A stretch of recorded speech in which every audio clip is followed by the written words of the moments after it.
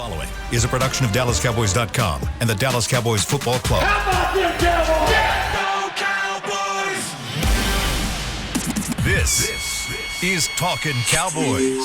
Streaming live from the Dallas Cowboys World Headquarters at the Star in Frisco. Handoff, Elliott plowing to the goal line. Barry, sacked by Lawrence. Prescott keeps it, and he bangs it in for the touchdown. And now your hosts, Isaiah Stanback, Heckma Harrison, Rob Phillips, and Kyle Yeomans. It is a Monday morning edition of Talkin Cowboys presented by Black Rifle Coffee Company live from the Star in Frisco. It is one of the worst weeks of the NFL to be a player, if we're really being honest. But it's one where the media has a chance to kind of try and puzzle piece this thing together all the way through. And we're going to talk about the cut downs happening today and tomorrow here inside these walls at the Star. We're going to talk about the repercussions of those, and then we're also going to talk a lot of Tyron Smith and how the Cowboys can turn things around with his injury coming up here over the next 45 minutes. Alongside Isaiah Stanback, Heckma Harrison, we've got Rob Phillips, Chris Beam in the back. As always, I'm Kyle Yeomans. Gentlemen, how are we doing? Heckma, how you doing? I am wonderful, Kyle. How are you? I'm great. Good to go. Rob, checking in? Yeah, Mario coin drop. Yeah, a little more rested than last week, but like you said, it's going to be a great day for bubble guys who have achieved their dream, Yep. And it's going to be a tough day for guys that are not, and some will find their way back on the practice squad, and some won't, and that's just life in the NFL, man. It's a tough business to be in. As Isaiah knows. Yeah, what is this day like? I have PTSD right now. Really? Yep. This day sucks, man. This day sucks. There's no ifs, ands, or buts about it.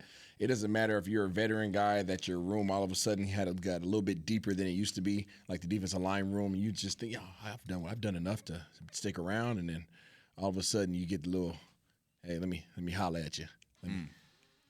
Let me come here for a second. That was Bruce Mays back in the day, right? Yeah, the Reaper. The Reaper. We call him the Reaper. That was his nickname.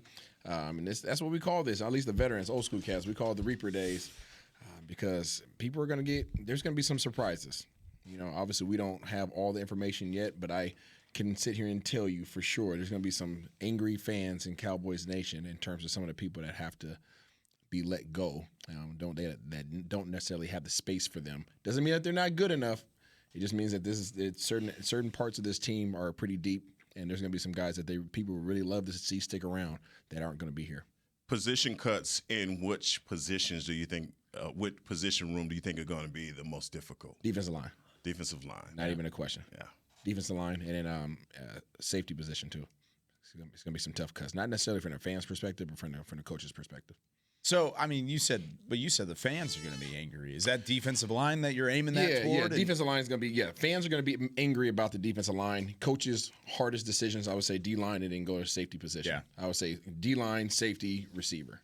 Have we heard of any cuts to this point, Rob, on those positions specifically? I know some of them have kind of been leaked out a little bit. Yeah, nothing official from the team as of last night. There was nothing that hit the wire officially from the Cowboys cuts. Doesn't mean they haven't informed guys they've been cut. Like there's been reports, Ben DiNucci's going to be a cut.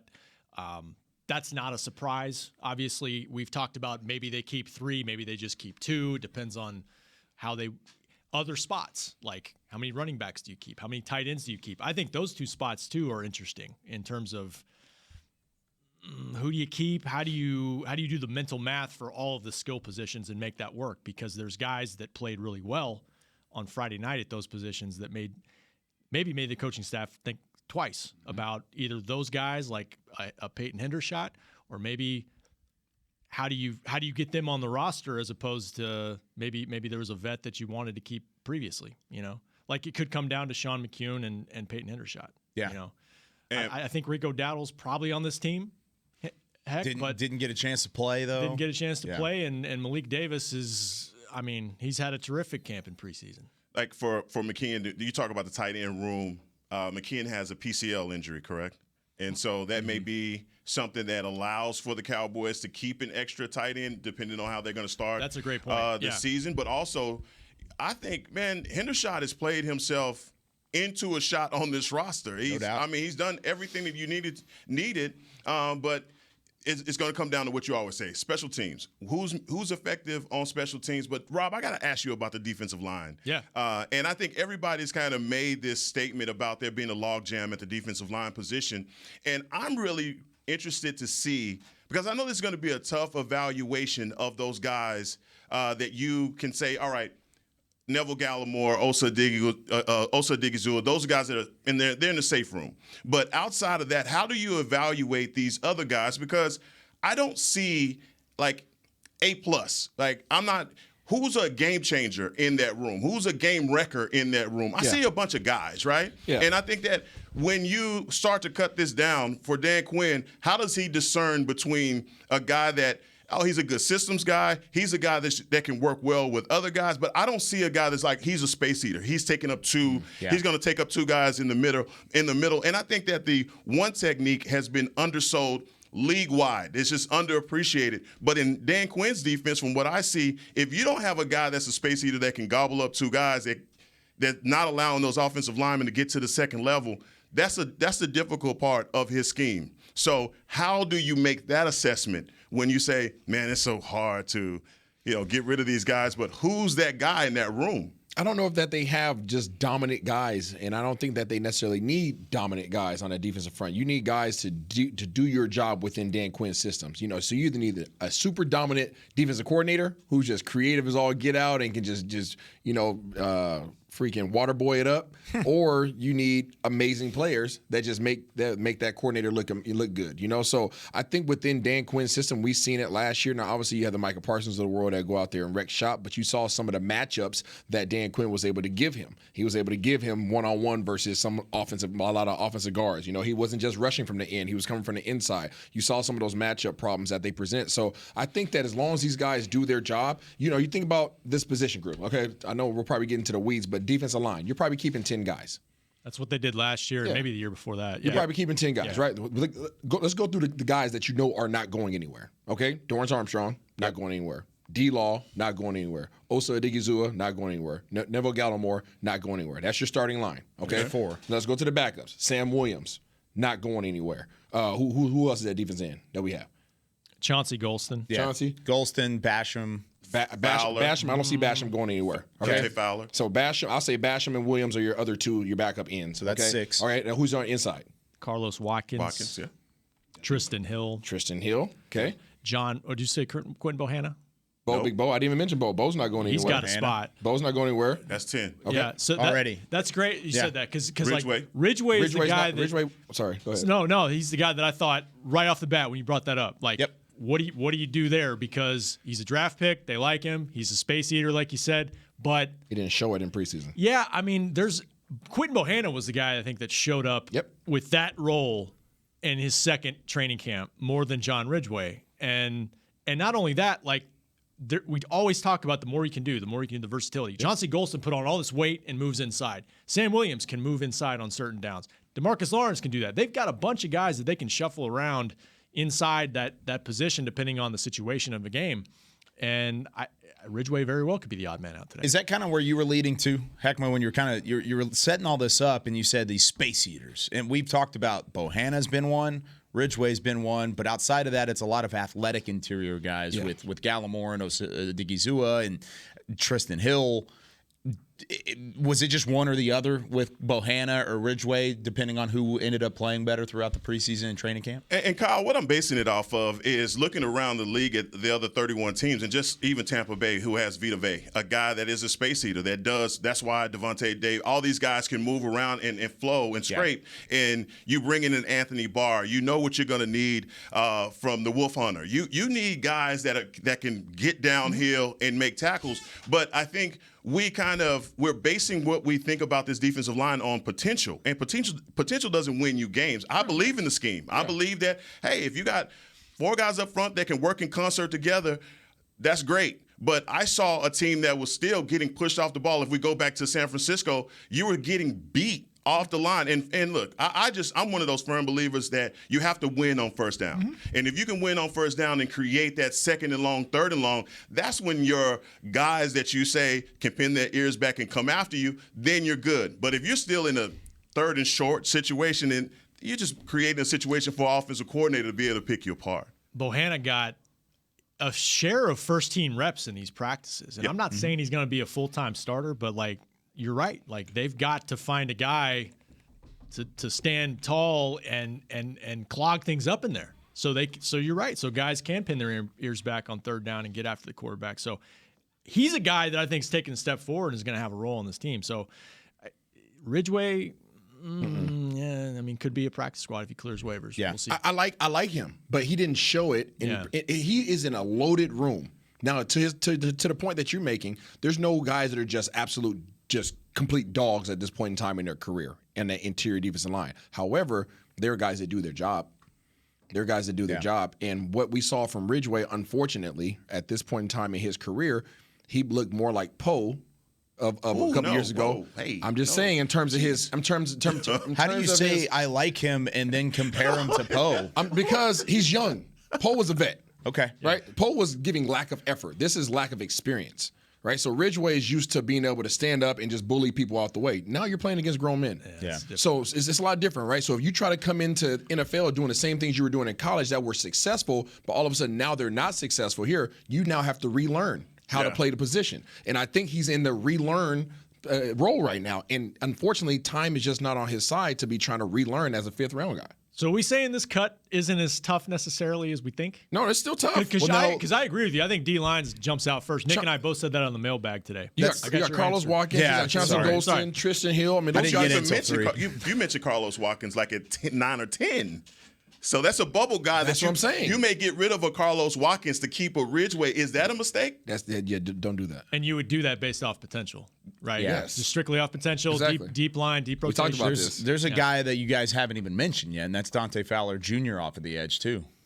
I mean, you go in and you sign him, former first-round pick, guy who had double-digit sacks 3 seasons ago, has had an impact in every NFL roster he's been on, whether it be a little impact, a lot of impact, it doesn't matter. He's had impact. On the field, I don't think that he's the locker room guy that they were hoping he would be. Really? That's my perspective. I don't think that he is the leader that they would like for him to be, and I don't think that his contributions outweigh his contributions that they were hoping for inside the locker room, his on-the-field contributions. Why do you say that? I want to give you a chance to back it up. So let's go back to the first preseason game. Made a good play. What are you doing the next time? Bonehead. Shove the guy. 15-yard penalty. penalty on the goal line. If you're one of the more veteran players on defense and you have a team full of young guys that you're trying to show the way, you can't do plays like that. You can't have plays like that. You just can't.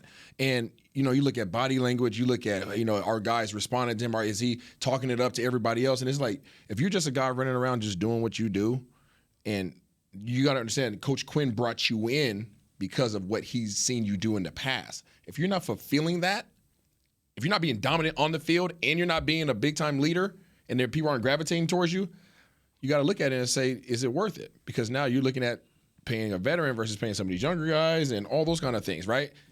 Is he going to play special teams? No. Yeah. Good point. No, he's not going to play special teams. Mm-hmm. Much rather have a Sam Williams out there who's going to be out there every doggone play. If you're going to end up taking 2 birds with 1 stone, you got to find that. It goes back to the versatility comment that we made a little bit ago. Now, we haven't even mentioned the final score of that final preseason game on Friday. I forgot what it was. 27-26, Cowboys get the win. Victory. Overall, did it make you feel better about the way that the depth looks moving into the season? I thought for me, the defense played better. They got back to their turnover ways, and it felt like, especially 3 of the 4 picks coming from safeties. That goes back into your conversation of, oh, wow, tough decisions coming at that position. I don't think any of the guys who made picks out of the safety group are going anywhere. How about the jump that Israel Mukuamu made from last year to this year? Exactly. No, and nobody was harder on Mukuamu than you about his physicality, and I think it was just him changing positions from cornerback to safety. I mean, it's just a different side of your brain. Came up and hit a couple times. Oh, absolutely. He stepped into it. But I really like that. I think Nashawn Wright, he's gotten a bunch of reps in the preseason. He's had some bad tapes, some tape out there, but he's also done a really good thing by getting the pick. But, man, I think guys like Mark Bell from Florida, the undrafted guy, I think he made a bigger case for himself as well. Absolutely. And so, I think he's on this roster. I think he's active and on this roster. Marquise Bell? Yeah. Oh, I think he's been on this roster since like May or June. I agree. So who's out? How many safeties are you keeping? I mean, 4? Probably 4. Yeah, so but we have 3 starters? Yeah, and there's Bell 4th. So where's Mukwamu? I feel bad for a guy like Tyler. He's on the team. Where's Mukwamu? Donovan Wilson's maybe you kick 5. Too. Oh, I thought you was about to say Donovan. I was like, whoa. Donovan Wilson. From the Aggie himself. Think about this. Can't forget about the guy. No. Say you keep 4, right? We already talked about 10 defensive linemen. 10 defensive linemen. But that's not heavy. 10 defensive linemen's normal. Okay, I'm just saying. So we're not going heavy at D-line. I'm just saying, let's count. Go heavy, but we're not. Let's count. Let's say it's 25 right down the middle. 3 specialists, 25 offense, 25 defense. If it was just down the middle, it's not going to be that. Okay? 10 defensive linemen, 5 linebackers. Yes? Yeah. Don't even say 4. You got 5 linebackers. Right. Yeah, 5. So we're at 15 people. Okay? You guys are saying how many safeties? Give me 5. So you're saying 5 safeties. So now we're at 20. So you're going to carry 5 DBs, 5 corners. Oh, yeah, that's tough, man. Maybe. Because you got Donovan Wilson, J-Ron Curse, and Malik Hooker. Those 3 are locked. Maybe. I would probably do that. In your corners, you've got Diggs, AB, Jordan Lewis, Deron Bland. Bland's been great. Kelvin Joseph. Nope. He may be a pup guy or an IR guy. Like they may put him. He left the game with a concussion. That might have been the saving grace for Cowboys Nation of like not having to give up on Kelvin Joseph yet. You never want anybody to get hurt, but for his sake, it may be one of those things. Didn't even say Jordan Lewis. Yeah, we did. You did? Okay. Yeah. So you guys see what I'm getting at though? Like you can't. And then you can't be heavy. You're going to be heavy at one position. We didn't even mention C.J. Goodwin, who is technically a corner, but he's on this team as their best special teams player. Man. So that's 5-6 corners that we're talking about here. We're going to keep 11 DBs. And we thought we could go light at running back, and then you got guys like Malik Davis and Rico Dowdle and maybe guys like that playing well. Maybe there are just 2 quarterbacks on this 53. Thank you very much. Might be, Thank you very much. Now you coming around the mountain. He got the spatula back out. He's cooking again. But that's what I mean when I say there's going to be some very difficult decisions for some of these coaches because you have to figure out where can we get the most value. Yes, we would love to have depth at this particular position, but we're probably going to just cross our fingers and just hope nothing bad happens because we need more guys that can be versatile. Man, go ahead, P. No, we didn't mention O-line. Like, you want to keep 10 O-linemen? You want to drop 20. to 8 or 9? 20. Keeping 20 O-line. You have to have at least 8, remember. 20. Yeah. On game days. Yeah. To get that extra player. Usually they go with more than 8 guys on the 53, though. Mm-hmm. We could go down that list. I mean, offensive lineman, heck. I believe they were short at linebacker last year, if I remember correctly. Man. I think they were at 4. No, I'm gonna keep it real with you. Please do. I really like offensive line has been the biggest disappointment for me coming through training. Mystery. I mean, I have no idea what this is. I don't know what ball is. Well, let's go. He gave you a little bit, but that was a sample size. Or do we trust that to go into week 1 with? I don't know that we do. Is it like mystery meat? That's a fantastic segue. Fantastic segue. It deserves its own segment, right? It absolutely deserves its own segment. So, goodness gracious. We haven't, on this show, had the opportunity to talk about Tyron Smith and his injury and what that does with the offensive line moving forward. We're going to take a break. When we come back, we talk about the mystery meat on the offensive line and the bubble guts that are starting to churn. When we come back with more Talkin Cowboys presented by Black Rifle Coffee Company. Todd thought it would be secure to jog in the cheetah savanna. Todd believed the big cat repellent he bought online was reliable. And now, Todd is trying to be faster than this cheetah that can run 80 miles per hour. But the good news is, Todd has AT&T 5G that is fast, reliable, and secure. And he learned the best thing to do is stop running and toss her the backpack with the beef stew. AT&T 5G. Fast, reliable, secure. It's not complicated. 5G requires compatible plan and device. 5G may not be available in your area. See att.com/5G for you for details. The Cowboys way, where 16 Hall of Famers and 5 championships shows us what success looks like. Where turkey is always the second best part of Thanksgiving Day. Where we are all defined by one single thing, the star. Where we as fans know it's our job to keep the tradition going. Bank of America is proud to be the official bank of the Dallas Cowboys and to support the quest of living life the Cowboys way. Copyright 2020, Bank of America Corporation. This sweet! Did you get to work on time? Yeah, but I just realized it's Sunday. Little Sweet says head on home. Dr. Pepper's on its way. So sweet, unique. Baby, there's nothing better. I bet you probably done something that deserves a Dr. Pepper. Did you invest your nest egg in an NFT? Yeah, and I don't even know what that is. It's a non-fungible token. Everyone's done something that deserves a Dr. Pepper. Nobody protects you from mayhem like Allstate. I'm a broken traffic light. Stop and go is the name of my game. It's easy. You go, they go. Or was it, they go, you go? And if you have the wrong car insurance, these repair costs could stop you in your tracks. So get Allstate's new low auto rate and be better protected from mayhem, like me. Not available in every state based on coverage and limits selected. Subject to terms, conditions, and availability. In most states, prices vary based on how you buy. Allstate Bar and Casualty Insurance Company and affiliates, Northbrook, Illinois. Back to Talkin' Cowboys. Back here with more Talkin' Cowboys, presented by Black Rifle Coffee Company. Glad you're with us. Isaiah Stanback, Heckma Harrison. You remember my name. Rob Phillips. You sound tired. Deja Blue. I'm exhausted, guys. I am. Why, Kyle? Well, we were up here on Saturday, which, by the way, I was going to add this to your point of tough decisions and coaching staff. We were up here Saturday for the high school game, the Jerry Jones Classic, presented by Whataburger. It was a fantastic event, really, really cool, great crowd, 4,500 in attendance, the bands. It was fun. One side had the Longhorns, Texas Longhorns fight song, Cedar Hill. They had the Longhorns fight song, and then Rockwall, the two high schools that played each other, Rockwall had the Texas A&M fight song. Damn right. It was like back and forth, so it felt like a Heck, maybe you can in-state answer this. rivalry. How can you be called the Yellow Jackets, but everything is orange? Yeah, it's a trippy event, man. And it's great mystery. It's everybody kind of asks that question. Yeah. No, really, and it's been that way for a very long time, man. So but hey, don't. Rob is so lost right now. Rockwall's good. Oh, they're really good. They're good. I didn't know they were the Yellow Jackets. Yellow I didn't know their Jackets. uniforms were orange either. That's Bright orange. That's a fun fact. Yeah, it looked like Clemson. Yeah. Okay. Okay, but the point being, we were up here on Saturday. We were up here on Saturday, and even in just walking around the building, the coaching staff was here, and I saw people ordering DoorDash. It was like all these. Office. I guess favor is probably the best way to describe it, but they were favoring things in and bringing all these food items and everything. Busy weekend. It was not. They weren't taking time off there. Like they were in here and they were working throughout the weekend. So it sucks because you have to understand. I need people to understand the weight that these coaches and obviously Mr. Jones has on them this weekend, and Will McClay. You're changing somebody's life for the better or for the worse. Simply by making the best decision for your organization, you're still going to have an impact on somebody's life. So if you get cut today, most of these guys expect to be cut. Let's get that on the table, okay? Most of the guys expect to be cut.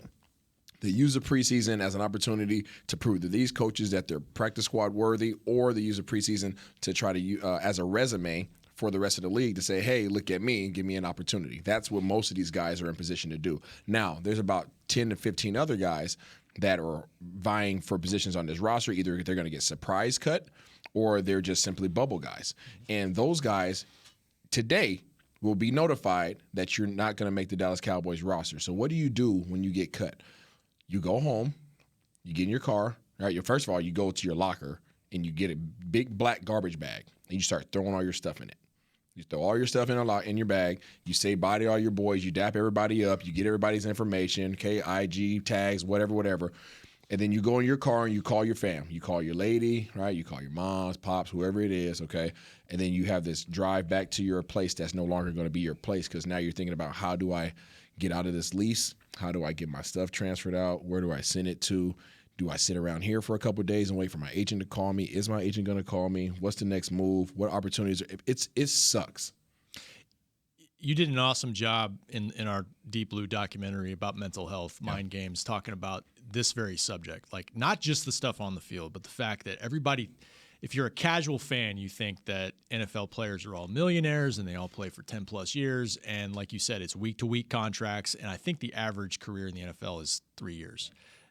and it's obviously less for most guys. Yeah. And that's the reality of life as a man, not just as a football player. You know? I mean, and that's why guys like Kevontae Turpin and him seizing his opportunity is so big, and you see him, taking those next steps to be somebody that's viable on this roster and in special teams. So, I mean, look, a lot of these guys have also got some good tape out there. It's just say the eye in the sky don't lie. You're not competing for this job. You're competing for the next. So it's not only happening here at the Cowboys, it's happening all over the league. Absolutely. And so, depending on where the need is, and guys have to stay in shape. But, man, like you said, man, this situation happens to guys, and they don't know if this is their last opportunity. So that's what makes today so dreadful. For some of them, it will be their last opportunity, which hurts even more to think about. When they go to the car and they call their people and they're waiting on their agent to call, sometimes the agent doesn't call. And that's just the fact of the matter. The best, the whole thing. The silver lining, I guess, would be that they continue to expand the practice squad limit. Yeah, true. Good point. Used to be 10, went to 12 during COVID. I kind of thought it might drop back down to 10 once life got more normal again. It went back up to 16, and coaches absolutely love it because it's a way to continue to develop your roster, and it's more opportunities for guys. And they've also relaxed the rules around it to where even more veteran guys can still be eligible to be on it. So look for a lot of guys that do get cut, assuming they clear waivers to be back. Speaking of veteran guys, Cowboys lost one last week. It was right after we recorded our most recent show that the news kind of came down about Tyron Smith. His Thursday's practice, we recorded on Wednesday. Thursday's practice, he goes down with a hamstring injury that is not great. Basically, bone ripped off from or the muscle ripped off from the bone, and it's just not necessarily. And he walked off. Oh, yeah, he's tough. Superhuman.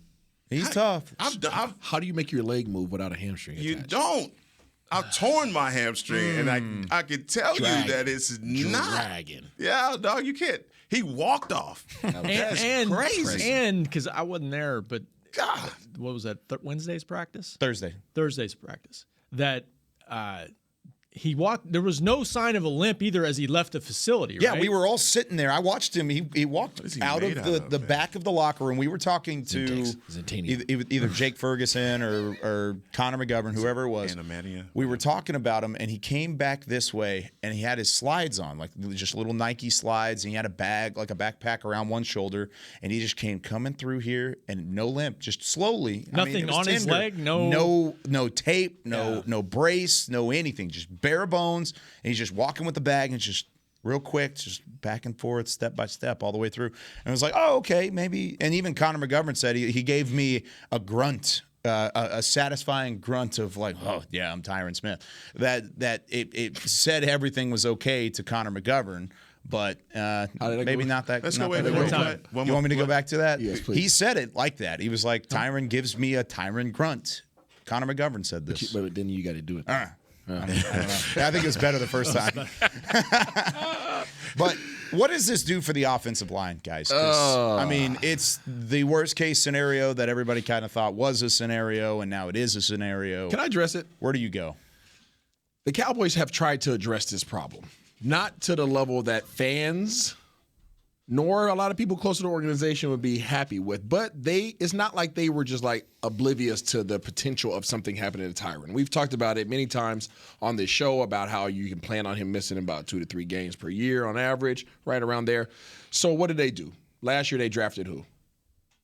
A left tackle. Josh Ball. Josh Ball couldn't play last year, so he redshirted. Okay? So that was your backup plan number one. Then all of a sudden you come into this second year and you do what? Do you address it again? Right back. Right back to it, right? So you go out there and not only do you get one guy, you get 2 guys, right? So you get Tyler Smith, who's going to supposedly play next to him and is going to potentially swing out there and take his position once he decides to shut it down and go get a gold jacket. And then you also draft let's go. So let's go through this, okay? So Josh Ball redshirted, comes back this preseason, has an atrocity of a camp, just bad, okay? Then your backup or your draft pick, your first round draft pick, is working in at guard. Doesn't get any left tackle work hardly at all. Okay, and he has a so-so camp, right? He has a lot of lessons that he learned, and then he finishes the preseason injured. Then you have your backup to the backup, and let's go, who has a subluxed shoulder that they are trying to stabilize as much as possible and get as much as they possibly can out of him. So you have 3 people that you have put in position to back up Tyron Smith, and none of it has really panned out for you. No. So it's not like the Cowboys have just said, oh, we're not going to address this. They have. It just hasn't worked in their favor. Okay, I disagree. Okay. I don't think they have addressed it. Okay. Outside of Tyler Smith. Okay. That's the only time. If you had to put on an NFL roster, every team in the league, don't put a name on anything, what are the top 2 positions on your entire offense? Quarterback is number 1. Left tackle. And then your left tackle, right? Mm-hmm. Outside of Tyron Smith, they haven't addressed left tackle until Tyler Smith. Okay. I mean, that's almost a decade of not addressing. And I'm not counting Matt Waletzko and Josh Ball. Those were hope stories. Those are guys that you hope step up and take that swing tackle job. Right. At the end of the day, they're 5th-round picks. They're 4th-round picks. Those are back-end draft guys. You didn't spend high draft capital on an offensive lineman since you had Zach Martin and Tyron Smith earlier in the 2010s. That's the last time you truly invested on your offensive line, and that's what's coming back to bite you. I see your point, but go back. I'll let Rob address this. Who do you give up if you don't? If you were to address that over the past few years, who do you give up on this roster? Well, I've heard debate going back, well, now Rashawn Slater's looking pretty good. Last year they should have done that move instead of draft Micah Parsons. And I don't even want to get into that. No, because, you know what I'm saying? Because I they think would have been fine either way, but Micah Parsons is the better pick there. Okay. That's by far. They got a generational player on defense. Yes. That has changed everything for their defense. I'm not even going there, but what did you want them to do? You wanted them to spend a 1st-round draft pick on a backup player who in do the you last have to take? decade? No, who do you have to take off this saying- roster? Somebody who's on this roster right now that you would have used a high draft pick for. Who would you give up right now? You're either going to give up Micah, Trayvon Diggs, CeeDee Lamb. Who are you giving up? I mean, they drafted. I would go back to Tristan Hill and go draft a tackle in the 2nd round in 2019. I would do that in a heartbeat. Who's there? I don't know the 2019 draft off the top of my head. Come on, Kyle, you're encyclopedia. Can we? That was the year before I joined. Can we deal in the reality of our situation, because hope is not going to help us right now. No, you're right. And we have a big time issue at the left tackle position, and I don't understand how we've believed that we can have hybrid everything. Either this guy can be a 1 technique, he can be a 9 technique, he can start at center. We can move him out the tackle, and none of that has worked. Roster spots, man. We've done this whole musical chairs at the offensive line position that hasn't gotten us the results that we want. Now we believe that a guy that's been working at left guard can now all of a sudden bump himself out to left tackle when he hadn't even had a good camp at that position. So here we are again with Kellen Moore having to go deep inside that satchel and come out with something that's going to be productive in the season where your left side of your offensive line is way worse history meat than it was before. So to me, if Kellen Moore cannot scheme up the running game this season, we are going to be in deep trouble. Now, I've gone to restaurants where the menu is like 5 pages. Right? You gave me a gift card to one of those restaurants too, by the way. I did. But you can't say them; they're not a sponsor. No, I'm not going to say so it. Right. But everybody's listening; they know exactly which one. I need that play sheet to look like a Whataburger menu. Okay, number 1, Zeke right. Number 2, Zeke left. Number 3, Tony Pollard. You're going to go to the left? I'm going to have to look. Zone run. I'm going to have to zone scheme. I'm going to have to do something, because what is the identity of this offensive line? When you look at Shanahan, and we can go all the way back to the Denver days if you guys can remember back that far. I'm just saying, the zone run and the way that they used to run with Terrell Davis was a 1-step and go. What is ours? Do we counter? Do we zone? What are we doing actually with our offensive line? So that part of it, that identity is what I need to see immediately, because look, let's not act as though Kansas City didn't go all the way to the Super Bowl with a makeshift offensive line. It can be done, okay? Not only that, you have proof positive that you can win with a backup in the NFL. So I understand where everybody is when they say let's panic and let's jump overboard, which everybody is. But we have got to find the best 5 guys, and who are those guys? I think it's Tyler Smith. Yeah, I was going to ask you guys. It's Tyler's. I mean, that's what the Cowboys seem to think. They won't, like Stephen Jones in the tunnel. We bumped into him right after the game, and he didn't say officially what they're doing. And Tyler Smith has an ankle injury, by the way, and we'll see when they get back to practice. I believe it's Wednesday. Yeah. Where his status is at. But if he's healthy, it sure sounds like he's going to get the first shot at it. We'll see. How sure are you of that, though, P? Who else? Who else is it going to be? Who else? I mean, unless they bring in a tackle by signing him or by a trade in the next couple days. I think it's got to be him. Who's letting go tackles? Because Let's Go was out there on Friday night, got his first work at tackle, looked promising. I never thought he was going to be the swing tackle this year before he got the injury, because North Dakota to the NFL is quite a jump. So Josh Ball, Isaiah said it, not ready. We'll see if he's ever ready. And there's young guys that you drafted, like you said, like in the day 3, maybe they'd pan out, maybe they don't. Tyron Smith was a left tackle in college for 3 seasons. And, if he had transferred from Tulsa, I said this last week, he might have gotten offers from top programs to be that left tackle this season if he had stayed in college. So their thinking is this is his natural position anyway. The question I have is, you spent 5 weeks playing him at guard, and he's 21 years old. Is he able to make that if he just being healthy on top of that, is he able to make that transition right off the bat and be effective against some of the best rushers in the NFL? How many reps did you see him take in those joint practices? I don't remember seeing him take a rep at tackle. At tackle, he is 0. I don't think he's had a tackle rep that we've seen in practice since OTAs. Yeah. And so that's why, two things can be true. I think, yes, they'd have, like Isaiah said, they have tried to address this position in the last 2 drafts. I think they're tired of maybe spending more money on a backup tackle position where, hey, we can just develop this spot anyway. We're cycling through veteran guys at backup tackle, and we never talk about the results being any good. At some of the vets they've had that have filled in for Tyron. So let's draft. Let's build through the draft. We're a draft and develop team. Let's draft and develop. So they're trying to do that. At the same time, your backup, your best option, I said it last week, before the injury, his best option is Tyron Smith, the backup tackle. He's been a left guard since July 25th. So the question is, if he is the guy week 1, is he ready to be the guy, and is there enough time to get him ready? It moves up the timeline is what it does. Big time. It massively jumps that timeline. You didn't want him to take over that tackle job until 2 years down the road. You wanted him to come in, play guard, win the guard spot, which he didn't outright do. We talked about that in our last episode. Connor McGovern, you got to give him credit, did not lose the left guard spot, which is a positive thing for the Cowboys because that's another guy you could throw in at left guard and not necessarily have a whole lot of reserves about.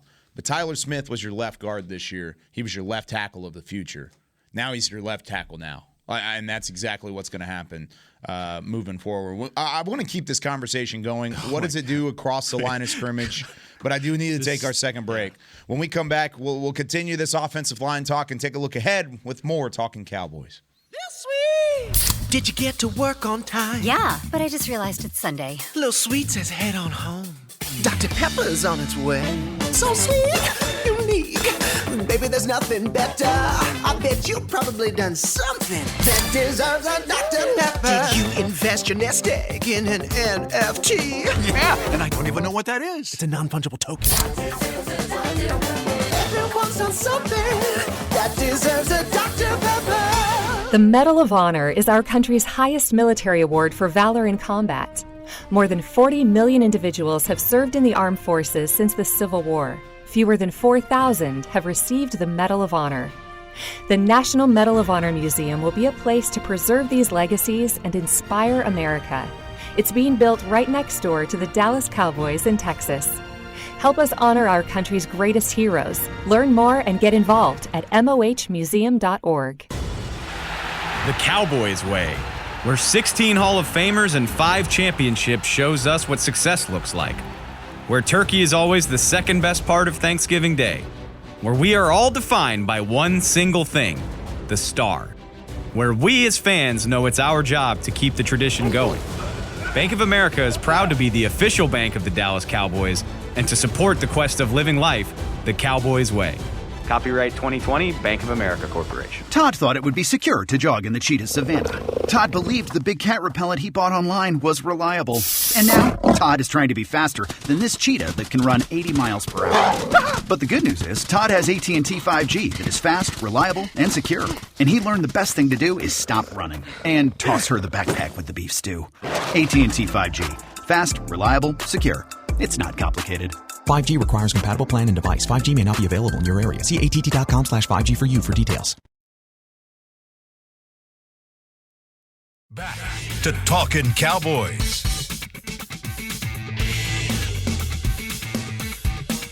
Whether you're watching from home or you're cheering in the stands with Essilor lenses, you can see every exciting play. Book an appointment at your local Essilor experts and see what Essilor can do for you. See more, do more, Essilor on Talkin Cowboys. The crazy uncle is back. Isaiah Stanback. By the way, speaking of crazy uncles, Chris Beam in the back just gave us a fun fact about yellow jackets that are orange. The queen is orange in a lot of colonies. So they're the most dangerous, the most lethal. Queen bee. The queen bee. How about that? I mean, I guess it's not a bee. It's a yellow jacket. But. Do the dance. Do the dance. It's part of the wasp family, just to let you all know. Oh, okay. You know what? How about that for Rockwall? What you got? I got some. I was watching. You guys, First Take was here. Yeah. Obviously. Did you go out and fist fight? That's the next subject. Next subject. What? Oh, yeah. No, bring it up. Next subject. So I'm sitting there watching First Take, and I look behind Stephen A's dome, and I see this brother with dreads, and I'm like, okay, he taking pictures with the fans? Yeah. And then all of a sudden, the fan looks at him and says, "Are you so pick up my camera, Chris. Pick up my camera if you can. Camera doesn't work. Camera's That's what you know. malfunction. That is hot. Look at this. What? Can't tell who This that is Isaiah Stanback signing a Dak Prescott jersey. Can't tell who that is. I said, look at That's just African American male with This dreads. is on ESPN. I saw him. Is that Scott Purcell next to him? Yeah, that's Scott right here. Scott signing too? That's definitely just an African American male with dreads. With his Esslers on, it Those are looks not like. Essilors. There's another brand actually. You can tell. look at Isaiah. All I did, I took it. I took the picture, thinking oh, Isaiah's on TV. I'm going to no send this way. to him, and then he takes a picture with him, and then signs the jersey. I want to know where this guy is, and I want to know if it was his idea for Isaiah to sign the jersey. Such a jerk. I just need to know. Sir, That's if you're all. listening, call us. Yes, give us a call at some point. Tweet us, whatever. If you had Isaiah to take a picture, you probably listen to this show. 855-2297. So Isaiah. I need to know. I plead the fifth. No. this Sign guy my baby. Sign my baby. Give me a Listen pen. Hey, just to be clear, No. I was hot. Okay, I was sitting over there just hot. Okay, just chilling. And this Anything you say in this moment isn't going to help. This guy not came up gonna to help. this guy came up to me and he said, "Hey, can I take a picture?" And I said, "Yeah, of course, man. Take a picture." So I took a picture, and then he was like, "Hey, can you sign my jersey?" I was like, "That's Dak. That's a Dak jersey. I don't want to mess up your jersey. I don't want to lower the value of your jersey." He was like, "No, it's just sign anywhere." So I signed as small as I possibly could. But you signed that joint, though. So not only did you ruin it, but you ruined it with a small signature too. Wow, God. I'm just saying. Did he did he say to you, "I love you" on Hanging with the Boys?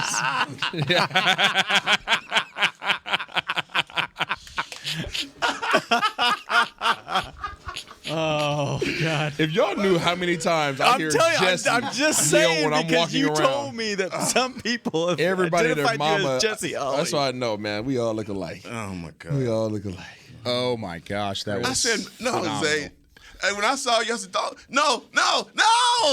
In my day. First of all, how did they even have that wide of a shot? It was right over let's not act Stephen like A's this- ear. Let's not act like this is the first time. Did this not happen in Oxnard too a little bit? Down the fence line? Did you sign? I mean, a jersey in Oxnard too? I don't know if it was a jersey. Oh, you have a problem. Rob P has sleep deprivation. I think I saw something. I mean, Mickey's the king. Mickey goes up and down that fence and just signs. You know, he doesn't want to be bothered to practice. So then you turn around, he's signing like 50 autographs. You have a Roger Staubach signed jersey? Yeah. I'll take that. Oh man, that's all all right. good, dog. I mean, I got noticed in the Buc-ee's bathroom, so nothing tops that. You know what I mean? I was in that Buc-ee's yesterday. Were you? Yeah, the What? Madisonville one. clean. Great. That's fantastic. They need to be a sponsor. That is a great one, man. That's on the way to College Station. Yeah, there you go. All right, final What's segment. in College Station? I don't know. Never heard of it. Final segment here of Talking Cowboys. All right, if you had to put the 5 guys on the offensive line left to right, who would it be, Heckma? Go. If you were the GM, you in their shoes, what would you – or coach, I guess, is this scenario. But if you were the coach, what would you put? And this is going to sound crazy, but I got to tie a tight end to Ball. I got to go with him. I got to go with my best guy. I got to go with McGovern at the left guard position. I got to go Biotish. Obviously, I got to go with Conan at the right. And still, I mean, I have to do it. Where's Tyler Smith? He's starting on the bench. He couldn't even beat out Connor McGovern at left guard. He's not a guard. Well, look, I don't want to have him come out, make his debut against Akeem Hicks at left tackle on Thursday night. I mean, on Sunday night. You'd rather Josh Ball do that? I have to tie a tight end to him. Okay, and if he can show me that if I can weld Peyton him, Hendershot is all there. If I can weld two guys, 12 personnel the whole game. What else? What are my other choices? So you're going to tell me I'm going to leave this rookie out there that I don't even know can play left. We're going to get him reps all week against guys and go out there and say, all right, have a shot at it. So you're going to let a team go a too high shell? Look, I'm not saying that this is ideal. I never said it was ideal, Isaiah. I never said that this was a great situation. You asked me a question. I give you an answer, Isaiah. Do not push a button just right now. I know it's not game week yet, but as we look towards the defense for the Tampa Bay Buccaneers, they have a plethora of linebackers that would probably give. What would you feel? How would you feel with him at guard going up against Philadelphia, knowing that they're going to mug those Put McGovern at guard. Put McGovern at guard. Put McGovern at guard. Okay. McGovern won the guard job anyway. Yeah. And that's not a good look for him. It's not. The left side is going to be I don't know. highly enticing for other teams. So you're saying Tyler Smith, McGovern. You got to put Tyler Smith. If he's a first-round draft pick. Yeah. What do you think? Sorry. I think the decision I think it's probably already made unofficially because when Stephen Jones compares it to Dak Prescott in 2016 and we drafted him and he also said it's hard to find guys outside the roster right now to play offensive tackle. Doesn't mean they won't necessarily add a guy for some depth, but they're banking on the number 1 draft pick to go do it, provided he's healthy. And I we'll asked the question. I said, "How many reps have you seen him take at left tackle?" And that's why I think two things can be true. I think you could say that they have taken steps to address the depth, but then they haven't because he hasn't played the position in weeks. It's only been like 7 months.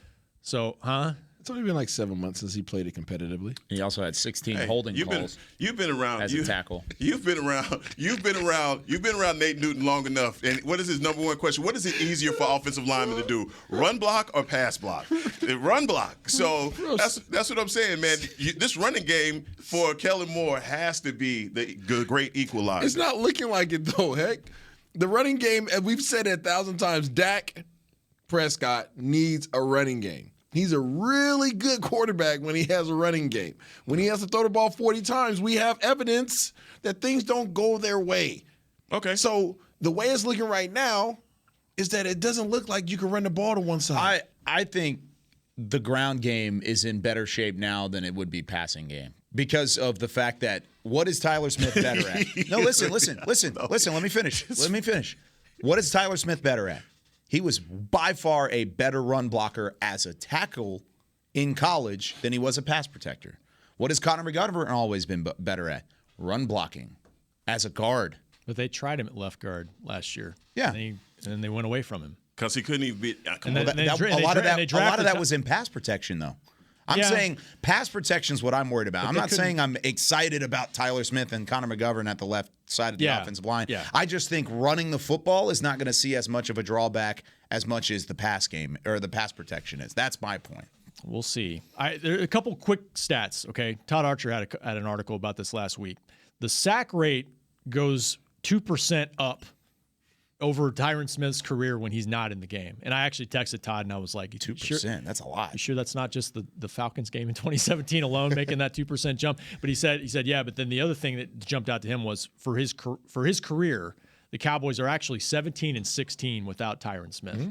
And I think that the problem is that stat is skewed by the fact that for a decade, you had this procession of Pro Bowl players playing with Tyron Smith. And now you've got an offensive line that pretty much there's a question mark at every spot on some level except for right guard. And it's just a position in transition. And how do they fix it? How do they move forward without him? It's massive, dude. It's a massive loss. That's the realest statement I've heard Rob ever say. Can we clip that? What? It's massive, dude. It's I felt that. Either way you said that, I felt that. It's a little hurt. Yeah, it's not as big as Tony Romo going down in 2016, because that quarterback affects everything. Yes. And Dak did an amazing job, and the rest was history. Yep. So making that comparison, I don't think it's quite that. Yeah. But it's huge. It's huge. And it's not as huge if Tyler Smith comes in and, hell, he might play it well, dude. He might surprise all of us. Absolutely. Just given the fact that he hadn't played it. But I hope so. They got to figure it out. Everybody does. I hope he surprises everybody. So you start with the rookie, and you have to throw the ball 40 times. You trust that he can be man-to-man with whoever Tampa Bay has. I don't trust it. I don't trust that anybody on the left side can do that right now. Okay. But I think he gives you the best opportunity. I think he gives you the best chance. Ball did not look good. No disrespect. I'm sure he'll get better. But this was not a good preseason for him. I agree. Yeah, it just was I not. agree It didn't matter. with you. First team, second team, third team, everybody went out there and pretty much had their way. And I'm not even talking about the game. I'm talking about the practices. Yeah. Right. It happened in the game as well. But we've seen a lot more reps than the fans have seen. He actually played better in the game, I thought, than he did in practice. Facts. And we're being honest. Holding calls. Yeah. But if Tyler Smith cannot overtake Connor McGovern at the left guard position, how much better do you think he would have been at left tackle? And he didn't even take any reps. I think at he'll left be better. tackle in practice. I think he'll be better. And I'm saying based off of what? Based off the fact that it's his natural position. Okay. Let's go with that. That's what he played in college, but it's all hope right now. And I hope that would be a pretty good receiver in the league, but I never took reps. Honestly, I wouldn't say You know for sure that Connor McGovern just won that left guard job and would never relinquish it. Yeah. I mean, if Mike McCarthy was asked that question, and sometimes Mike, he's answering the question based off Tyler Smith also isn't practicing right now. Yeah, he's so got an ankle. if we go for week 1, yeah, he's the guy right now. I mean, I don't know if you get to week 2, week 3, Tyler Smith wouldn't have been the left guard. Now I don't think you have a choice. Now they're both going to play, and strap it up and see what happens. And they both played well throughout training camp in the preseason. Let's go ball. Jesus. Okay. Yeah. There you go. I'll finish it. There you go. Maybe a vet. Well, let's go ball, baby. Yeah, maybe Mr. Outside Hire. I mean, if you really wanted to, but that's so tough to go and get a tackle. There are guys out there. There's some guys that are sitting at the crib. They don't sound like they necessarily want to spend a lot of money doing it. Yeah. They'll get a veteran. Think so? From the couch. Is that a prediction? Little bold prediction from Isaiah? No bazooka, but maybe a cannon. All right, that's it for us here on Talking Cowboys. Hope you had some fun with us here over the last hour. We will be back on Wednesday, 11 a.m. Central Time. For Heckma Harrison, Isaiah Stanback, Rob Phillips, Chris Beam, I'm Kyle Yeomans. We'll see you next time with more Talking Cowboys presented by Black Rifle Coffee Company. This has been a production of DallasCowboys.com and the Dallas Cowboys Football Club. How about